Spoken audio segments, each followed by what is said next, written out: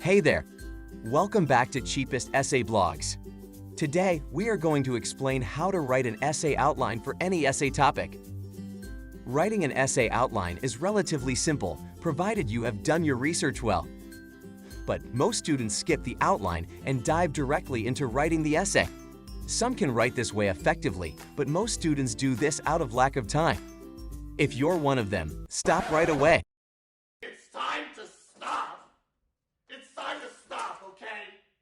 It is more effective to map out your ideas and information and organize them in a logical order to create an outline.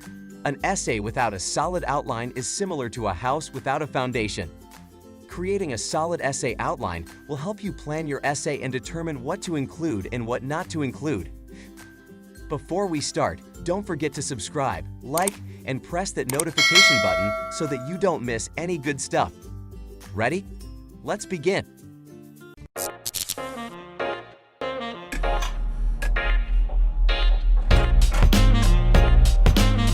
Creating an outline involves writing a quick and brief summary for each paragraph included in the essay using the information you have gathered in the research phase.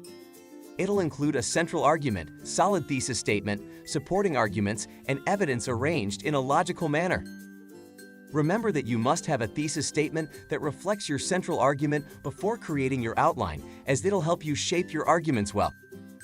Before drafting an outline, you must consider the introduction, body, and conclusion. For example, assume that you are given an essay topic on women's rights and the title is Women's Rights and Feminism. Your central argument for this topic will be about women's rights and the feminist movement. Thesis statement. The thesis statement will talk about your central argument. In reference to the previous example, the thesis statement would be: women's suffrage and feminist movements have helped women gain rights that misogynistic people suppressed for a long time. Creating categories. Once you have your central argument and thesis statement in place, you can begin outlining your essay by arranging the ideas that support your argument.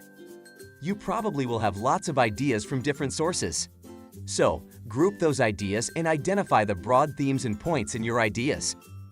For instance, we can identify 3 main points in our previous example: women's condition before the feminist movement, the emergence of feminism, the aftermath of the movement. These 3 points contribute to the overall argument. Plan points. Once you identify the main points, decide what to include under each point by collecting your thoughts and information. Remember, writing an essay is not just about listing information, but building a coherent argument. So, all your points must relate to the thesis. It should clearly state what you want to say in each paragraph. Going back to our example, we made 2 key points for our central argument. The condition and treatment of women before the feminist movements were pathetic, and the feminist movement empowered women across the globe and it helped them get their due rights. These 2 points reflect the broad themes that we identified in the beginning. Order information. Once the main arguments are in place, you must decide next the order in which they appear. In the example we have taken, the essay covers a series of events. Therefore, we can take a chronological approach. This means discussing events in the same order in which they took place and explaining how they relate. Starting with an introduction that gives a preview of the condition of women before the feminist movement.